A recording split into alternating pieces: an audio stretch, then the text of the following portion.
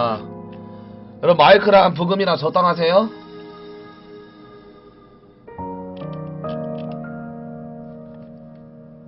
적당하세요? 자취하신다고요?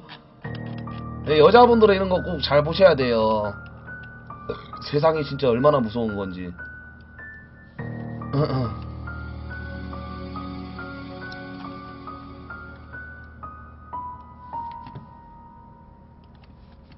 자, 둘만의 방. 자, 여러분들 좀 이제 레전드 사건들이나 그런 거는 여러분들이 좀 해주세요. 아, 자, 다시 맞출게. 다시 잠시만 이거 맞추고 가자.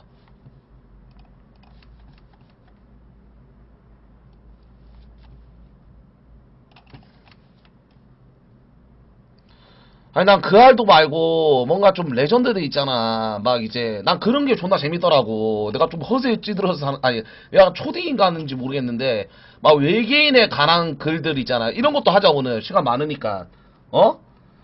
막 아니면 또 이제 45구역 그런 거에 대해서 내 예전에 했었잖아. 그런 게 존나 재밌어. 나는 약간 초딩가거든요.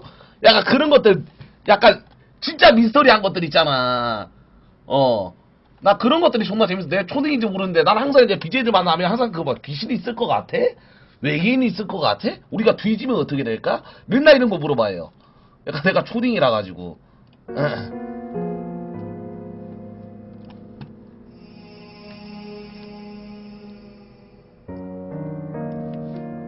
잠시만요.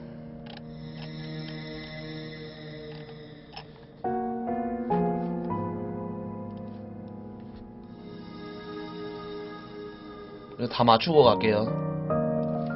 하늘안가 어디 갔냐? 기다려봐 얘들아 시간 많어. 하늘안가만 할게 형들. 하늘안가 이런 건 해야 돼.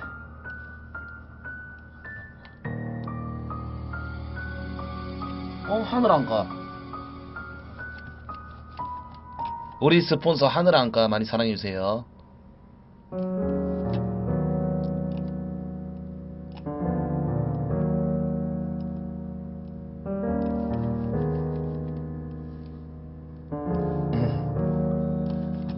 자, 좀 진지하게 가도록 하겠습니다, 여러분들.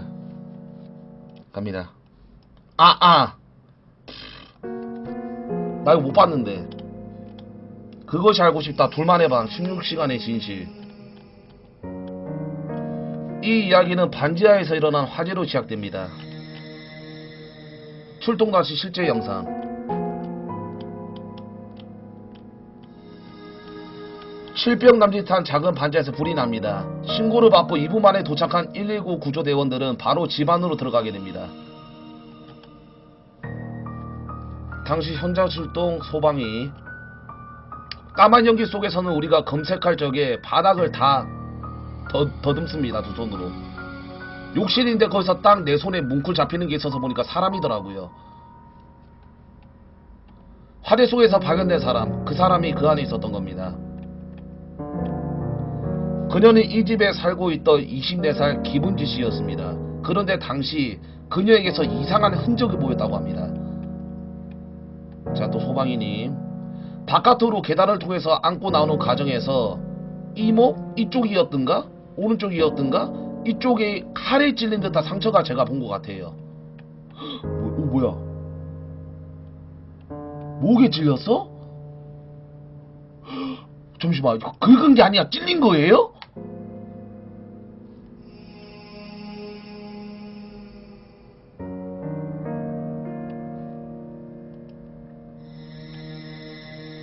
바로 은지씨의 목 왼쪽과 오른쪽에 날카로운 흉기로 찔린 듯한 상처가 있었던 겁니다. 더구나 상처는 깊었습니다. 와, 야, 씨발. 야, 얼마나 아플까. 와, 이제 살짝 배워도 존나 아픈데. 휘발유, 라이터. 연기로 가득 차 가려져 있던 방 안에서 은지씨를 찔렀던 흉기와 각종 발화물질들이 나오기 시작합니다. 이 사건은 단순 화재가 아닌 끔찍한 살인 그리고 방화 사건이었던 것입니다. 고 김은지씨.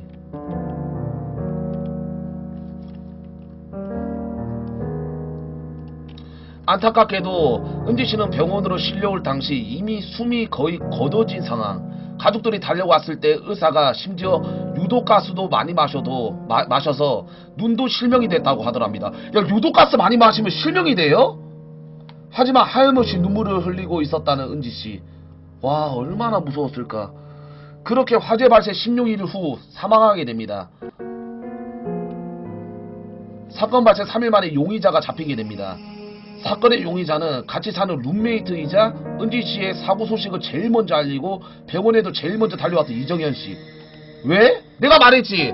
항상 이런 거는 가장 먼저 신고한 사람, 그 사람이 용의자로 뽑힌다니까 얘들아. 어? 뭐야. 자, 어머님, 우리 집에는 매일같이 친구들이 아이들이 1년 365일 뭐 사다 놓으면 그게 3일이면 없어지고 4일이면 없어질 정도로 그렇게 내가 우리 아이들을 우리 집에 왔다 갔다 하게 해주면서 그중 하나가 이정현이에요.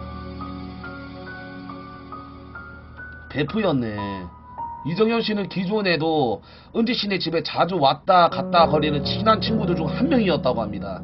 가족들과도 자주 보던 친한 친구였기 때문에 가족들은 더욱더 놀랄 수밖에 없었는데요. 징역 18년.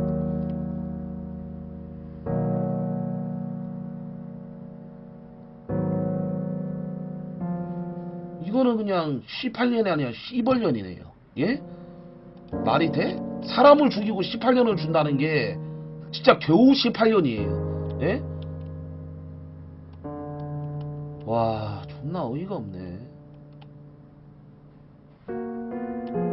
정현씨는 징역 18년형을 받게 되는데요. 이렇게 사건이 일단락되는 싶었습니다. 가족 지인, 자기는 그만 세상을 떠나고 싶다고, 내가 지금 할 수 있는 일이라고는 그냥 유서 써놓고 죽는 일밖에 없겠다라고 그러더라고요.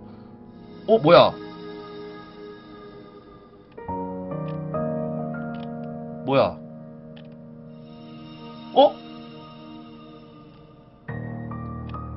자살이야? 죽을 준비는 다 끝났어요. 부탁이 있는데 우리 은지 사건 억울함 없이 해줘요. 뭔 소리야? 잠시만. 야, 이거 뭔 소리지? 누가 보낸 거야 이거?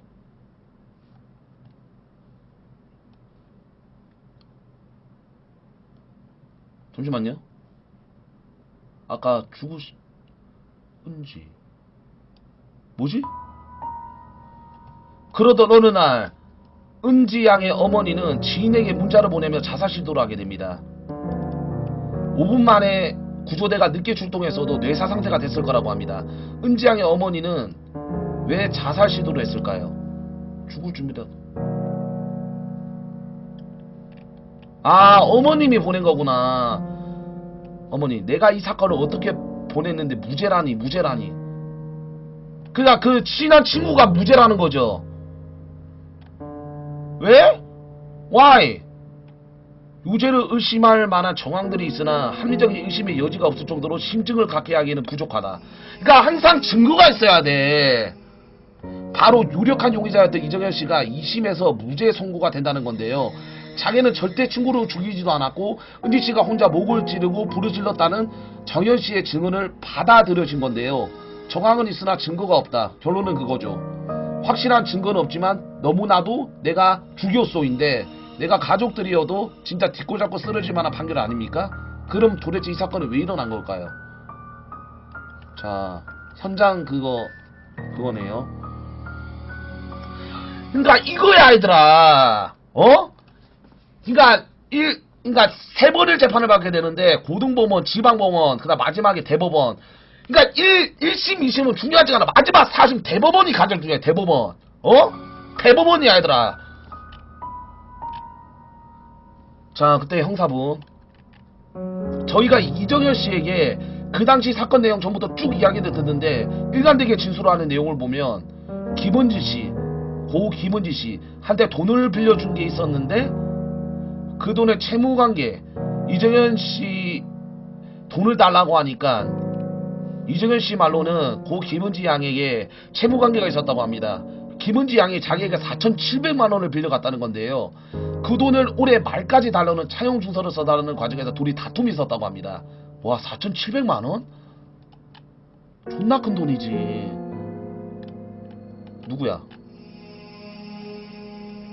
그 비명이 딱 기억이 나는 거는 되게 좀 보통 막 싸우고 이 정도의 비명은 소리는 아니고 되게 심한 악! 이런 소리였단 말이에요. 옆집 살던 주민의 증언을 따르면 비명 소리가 났는데 싸우는 다툼 소리, 비명이 아닌 되게 심한 악! 이란 소리가 났다고 합니다. 악! 악! 이런 소리가 몇 번씩 났다고 합니다. 잠시 이어지던 여자의 비명 소리는 그 후로는 더 이상 들리지 않았다고 합니다. 형사분, 저희는 그 시간을 여기 목에 치명적인 상처를 입어서 피해자가 악! 하는 소리다, 비명 소리가 찔렸을 때 낸 소리다, 그렇지 않고서는 싸우는 소리다 그러면 계속 소리가 나야 되거든요. 경찰에서는 그 소리가 은지씨가 칼에 찔렸다는 소리일 것이라고 추정을 하는데요. 그냥 정황만 봐도 그럴듯하네요.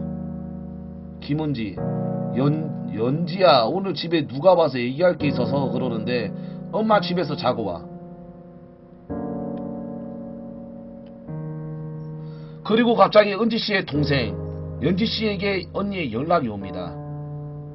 당시 은지씨와 정현씨는 함께 살고 있던 동생 연지씨, 갑자기 엄마 집에서 자고 오는 뜬금포 연락.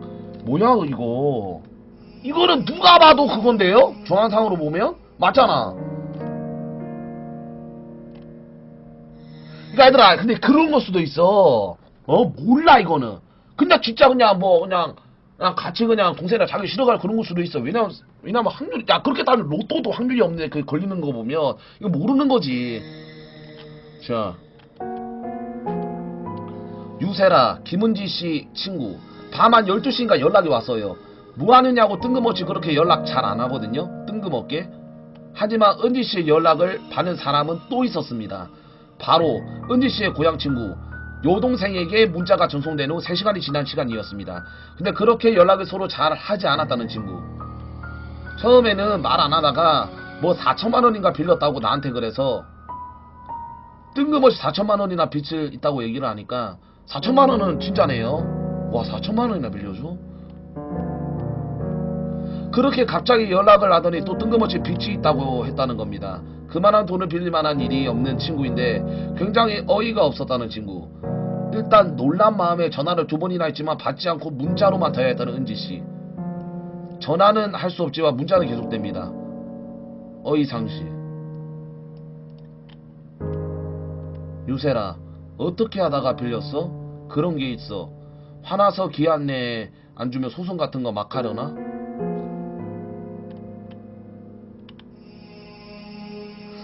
와, 근데 이거를 다 경찰분이 뽑아봤겠지 얘들아.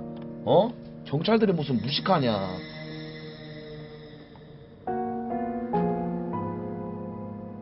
근데 그런 거 있겠다. 알리바이 만들려고 전화를 안 했다잖아요. 문자 대부분의 내용은 은지씨가 정현씨에게 돈을 빌렸다는 내용. 하지만 경찰 조사 결과 두 사람에게 돈이 오간 증거는 없는 걸로 밝혀졌습니다. 와, 뭐야. 근데 우리 현찰로 줬을 수도 있잖아. 그런 얘기를 들은 친구나 가족도 썼습니다. 준 사람이나 받은 사람이나 작은 돈도 아닌데 서로 통장 내역도 없고요. 그러면 은행 뽑은 그거를, 왜냐면 40-10억만원을 뭐 체크카드나 뽑았을 거 아니야. 뭐 씨발 볼 때마다 뭐 차곡차곡 형찰 쌓아놓은 게 아니잖아. 그러면 이제 경찰분들이 은행 가가지고 뽑은 내역을 확인하면 하면 되지. 그게 아니면 아니죠. 자, 그거 경찰분. 그런 식으로 그 상태인 사람이 어떻게 얘기를 하고 어떻게 메시지를 하고 안 되는 거예요. 이해가 안 되는 거예요. 생각을 못 하겠는 거예요. 내가 지금 죽어가고 있는 상태에서 경찰은 그 문자를 보낸 사람이 정현씨라고 생각을 합니다. 죽어가고 있는 사람이 문자를 장시간 동안 보내는 게 말이 되냐고요. 네, 말이 안 되죠. 일반인인 제가 생각해도 말이 안 되는 1인이네요. 당시 신부르센터 배달원. 좀 의아했죠. 저도 뭐 라이터 기름만 달랑 시켰으니까. 당시 신부르센터 배달원. 옷은 분홍색 트레이닝복 입고 어두워서 얼굴은 잘 안 보였죠. 새벽 5시 33분경 다시 은지씨의 휴대전화가 사용됩니다. 전화를 한 곳은 24시간 배달을 하는 편의점. 라이터랑 기름을 주문합니다. 주문은 은지씨 휴대전화로 했지만 받으러 나온 사람은 정현씨. 뭐야, 그리고 분홍색 트레이닝복을 어지간히 입고 다닌다 하네요. 그럼 누가 봐도 이제 제가 이제 그랬네요. 그렇게 올라오는 애들 몇 없거든요. 그기도 멀어요. 한 열에 한 명? 그분 맞느냐고 그랬더니 김은지씨가 싣고 나왔으니까 대신 나왔다고. 오전 9시 54분 전화가 또 사용됩니다. 콜 기사에서 전화를 걸어 옷에 얼룩이 묻었다며 신호를 사달라고 합니다. 원래는 대부분이 집 앞에 가서 서 있음 돈을 주는데 그날은 집 앞에 하느라 굳이 집 위쪽으로 올라오겠다고 했다고 합니다. 그리고 또 나온 것은 정현씨. 와, 이거는 그냥 가명 이정현. 이 대전 갈 거라고 나보고 대전 갈 거냐고 그러니까 당연히 가지요. 자기 짐을 다 싸놓고 거의 3번 정도 왔다 갔다 했어요, 둘이서. 이번에 이정현씨가 자기 핸드폰을 전화합니다. 전화를 한 곳은 자기가 자주 이용하던 콜기사. 짐을 일단 트렁크에 넣어놓고 1시간 후에 다시 부르겠다고 했다고 합니다. 대전을 같이 가자고 했다는군요. 김현지, 김은지 여동생. 차용증 서명해달라는 소리요. 그거 갑자기 문자 오고 부탁할게 이러길래 뭔데? 무슨 소리요?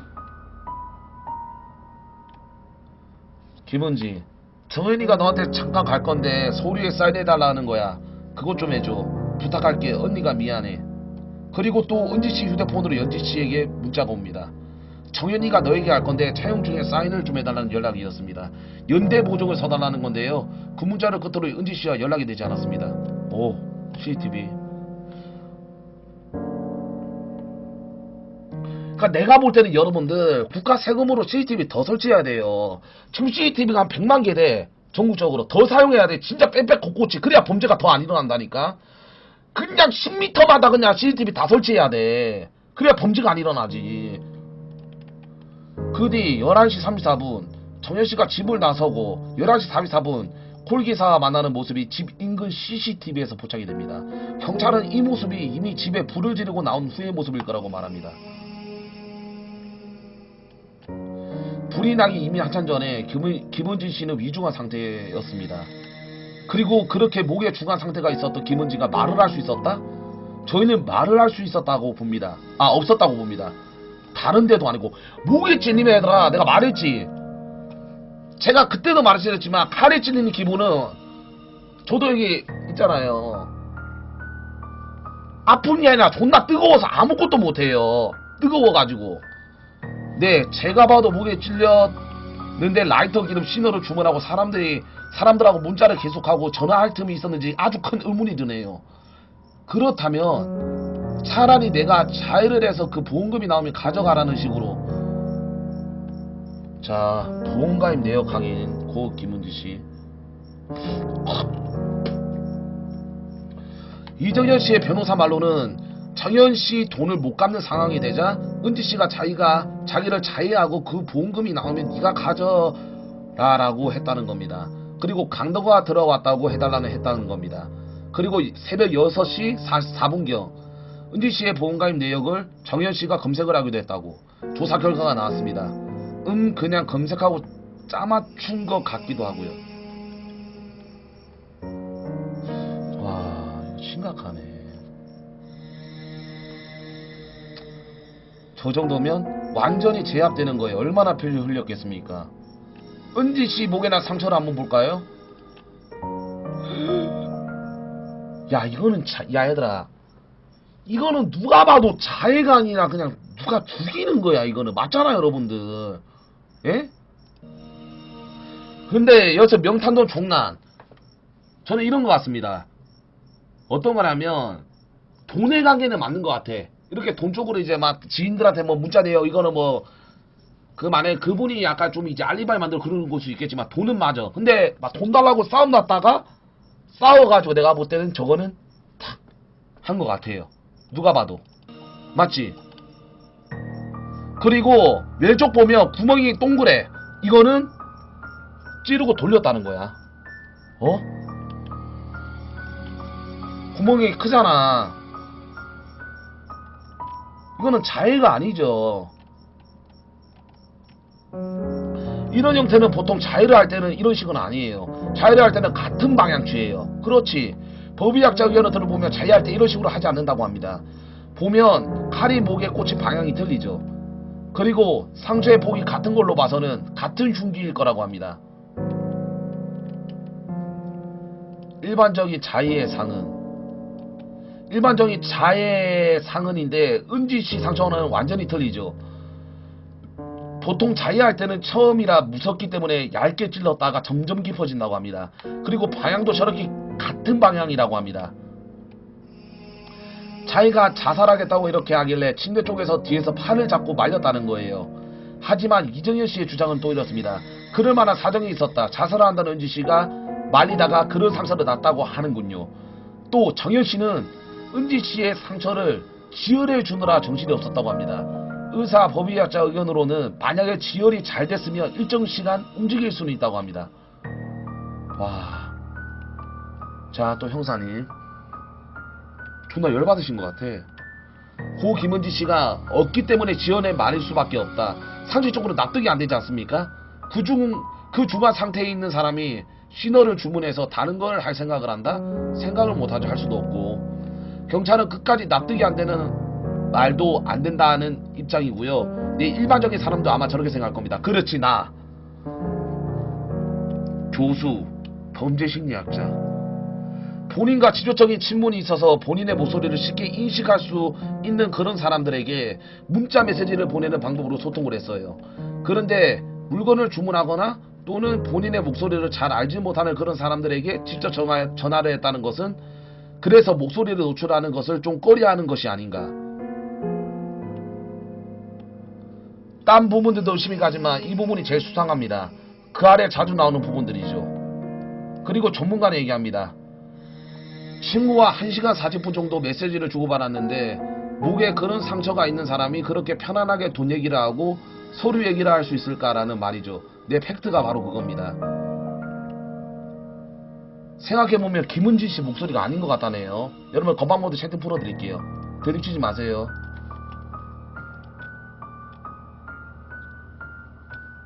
뭔데요? 그랬더니 친구가 대신 전화를 한 것 같다 나한테.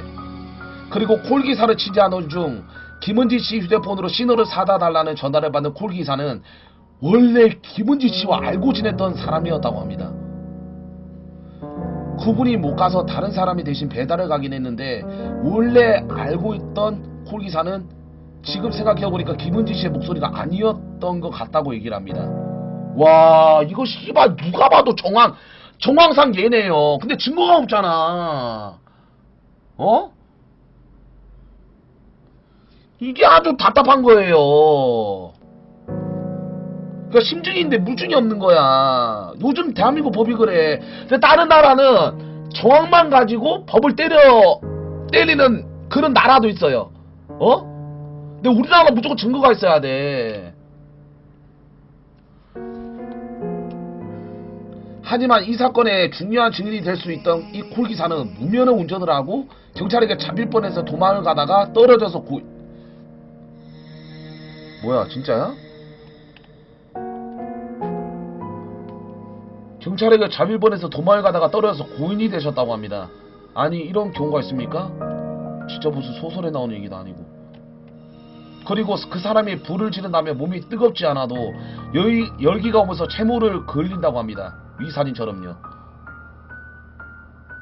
불에 타는 거지.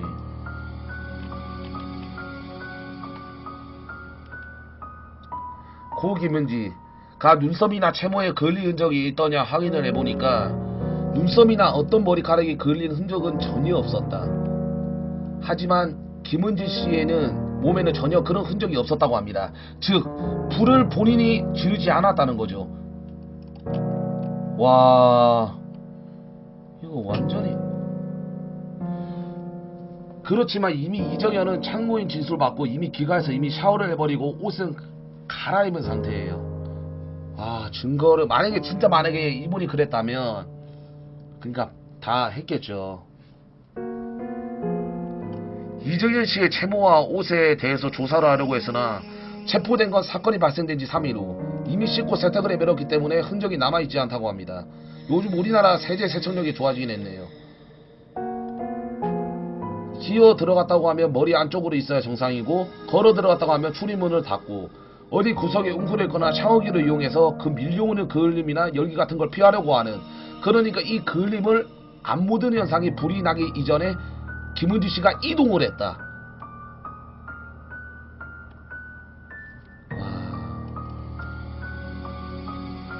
그 중에서 제일 이상한 건 김은지 씨의 자세였다고 합니다. 보통 불을 피하려면 화장실에 들어가서 문을 닫거나 웅크리고 있어야 되고, 기어 갔다면 머리가 화장실 쪽으로 향해야 되는데, 김은지 씨는 화장실에서 바깥쪽으로 누워있던 자세였던 겁니다. 더구나 확인 결과 화재의 그을림은 김은지 씨의 몸 안에는 없었습니다. 그 얘기는 불이 나기 전 은지 씨가 화장실로 이동했다는 거죠. 바라의 시작은 거실인데 어찌 간 거죠? 이미 죽은 상태에서 불을 지른 거죠. 예? 특이한 것은 106호 문이 열려 있었어요. 완전히 개방되어 있는 상태인데, 그러니까 제가 쉽게 들어갔죠. 와. 소방대원은 이상한 게 있다고 합니다. 집 문이 열려져 있었다는 건데요. 전자키이기 때문에 닫으면 바로 잠기는 문인데, 정현 씨는 은지 씨를 두고 나왔기 때문에 두고 나왔다고 했는데, 문은 왜 열려져 있었던 걸까요? 어머, 어떻게 자기 친구가 이렇게 다쳤는데 이렇게 가만히 있어요? 말이 돼 이게? 당시 뭐야? 뭐야 이거?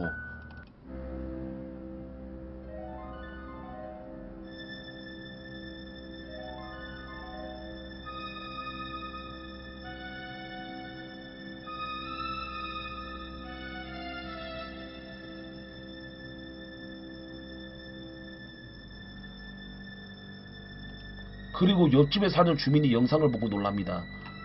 이 여자라고. 은지씨가 구급차에 실려갈 때 가만히 지켜보던 정현씨.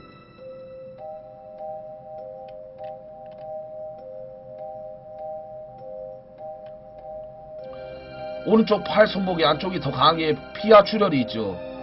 더욱 놀라운 사실은 김은지씨의 손과 발에서 결박이 됐던 흔적들이 발견됐는데요.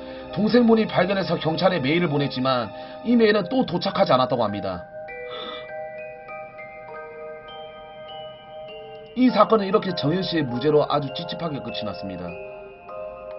와...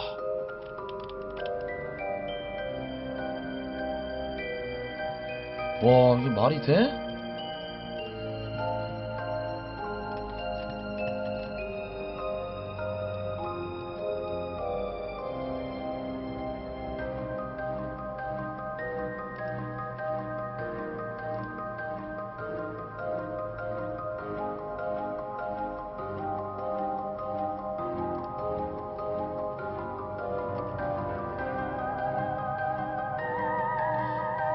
근데 난 이렇게 생각을 해요. 근데 이것도 어떻게 보면 세상에 별의 별일이 다 있어가지고 저분이 그런 게 아닐 수도 있잖아. 저항사 보면 누가 봐도 범인이지. 근데 아닐 수도 있잖아요. 맞잖아 얘들아. 이거는 아닐 수도 있어. 막 진짜 80%의 정안이 있더라도 20%가 이제 좀 그런 거 있어요. 그러니까 채팅을 좀 자제하시고요. 중요한 거는 누가 봐도 저분이에요. 예? 왜냐? 막말로 너네들이 막 친구가 다쳤어. 그럼 막 눈물을 하거나 오열하거나 그런 게 당연한 거야. 저렇다는 거, 저렇게 팔짱 끼고 있다는 거는 원한 관계가 있었다는 거야. 그냥 안 친했다는 거지. 아니면 싸웠거나. 어? 아니 너네들이 막 진짜 친한 친구가 말 그래 막말로 진짜 창현형이 아파서 진짜 위급한 일이 발생해가지고 구급차에 실려가봐. 나 씨발 오열하면서 막 구급차 나도 싫어서 막 문 두드리면서 막 그러지. 저게 말이 되냐고. 어? 어? 그리고 가장 의심스러운 사실, 마스크. 마스크의 용도는 뭔지 아십니까? 예? 내가 눈에 띄기 싫을 때, 그럴 때 마스크를 착용을 해요. 거의. 근데 거의 여자분들은 그런 거에 용도로 쓰죠. 화장을 안 했을 때. 하지만 저런 위급한 상황에서 마스크를 쓴다? 저건 말이 안 되거든요. 예? 황사주의보 같은 소리 하고 있는데 그러면 여기서 마스크 쓴 사람 있어? 아니죠. 이건 좀 말이 안 되네요. 세상에 별의별 일들이 많아 얘들아. 예? 아 이건 진짜 그것이 알고 싶네. 아 이거 법도 이상해. 어?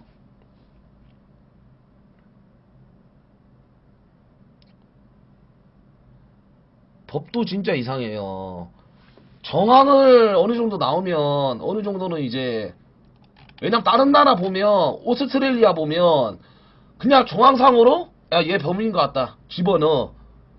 그런 경우가 많아요 다른 나라들은. 근데 우리나라는 무조건 증거가 있어야 전직 돼. 조폭단님 100개 100개 감사합니다. 안기모띠 히히히. 어? 그러니까 야 봐봐, 우리나라에서 범죄율이 얼마나 많은데 근데 증거가 없다고 못 잡아넣는 사람 수두룩해. 누가 봐도 제가 범인이야. 그런 사람 얼마나 많은데 이 새끼들아. 어? 몇 명인 줄 알아? 한 몇만 명 될걸? 그러면 안 잡히지. 그럼 그 사람들 착하게 살 것 같아? 어? 아예 안 그러는 사람은 있어도 한 번만 그러는 사람은 없어 세상에. 알겠어? 그러면 또 범죄율이 또 증가하는 거야. 어? 억울한 사람도 있겠지. 하지만 누가 봐도 99.9% 정황상 저 사람 범인이야. 근데 증거가 없어. 그래서 못 집어넣는 사람들, 그런 사람들한테 그러는 겁니다. 예? 아시겠어요? 그러니까 내가 너무 답답해서 그렇다는 거야. 내가 대통령 돼야 돼. 그럼 내가 대통령 되면 내가 하나하나 다 보면서 24시간 잠도 안 자면서 정치하고 뭐 범죄 파일 보면서 집어넣어. 범인이다 집어넣어. 범인 집어넣어. 사형 때려. 무기징역 때려. 다 그러지.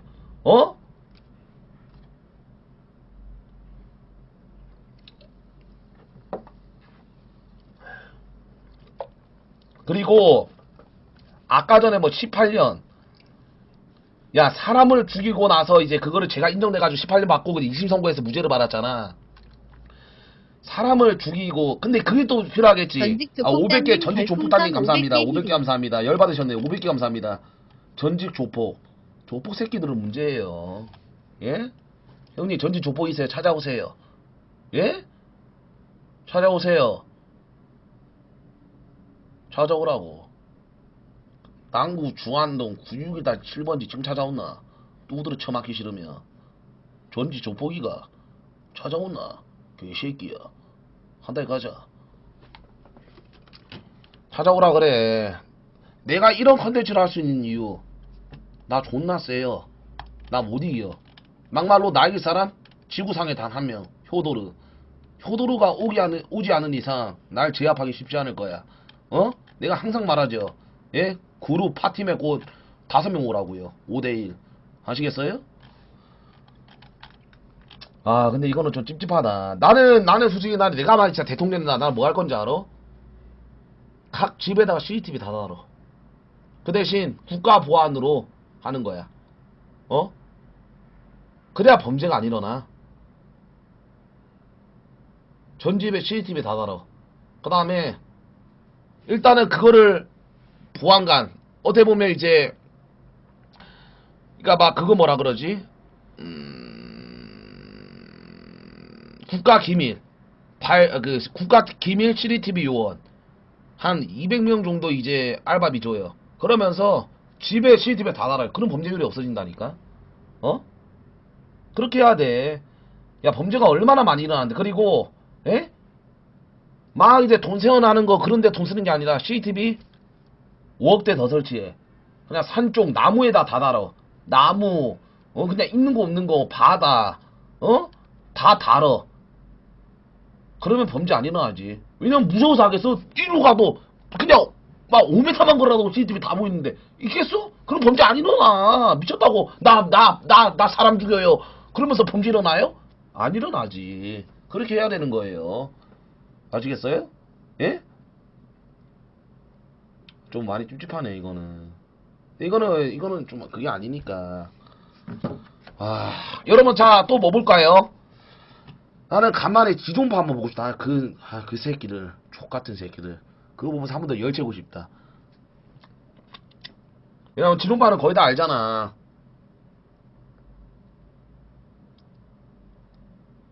지존파가 진짜 신레전드지. 그 미친 새끼들. 걔들은 가장 운이 좋은 게 뭔지 아세요?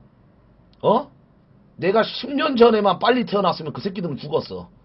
그게 가장 운이 좋은 거야. 내가 10년 뒤에 태어나서 1989년도에 태어나서 다행인 거야. 만약에 내가 1979년도에 태어나서 내가 그 새끼들 그랬지? 내가 20대였지? 그 새끼들 다 뒤졌어 나한테. 어?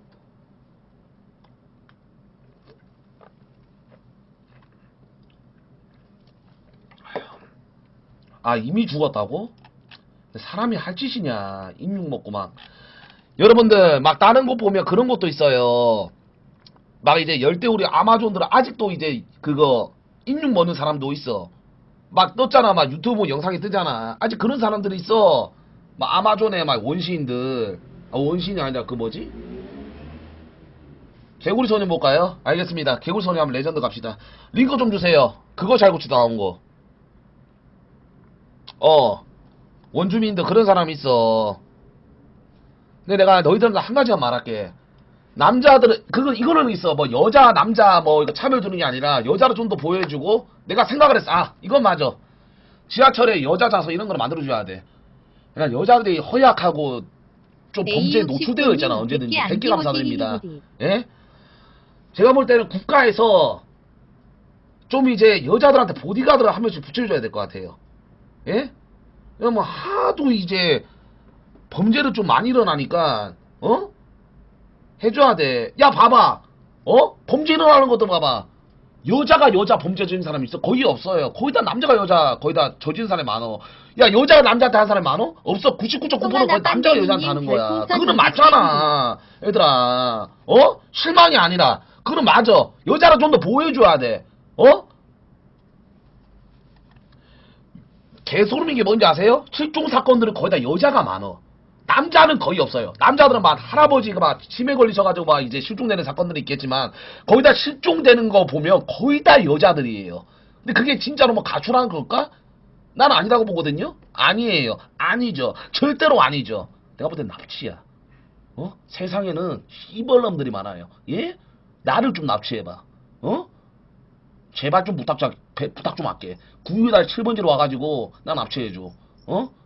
근데 그거 알아야 될걸? 역으로 너희들이 납치될 수 있어. 납치범 새끼들.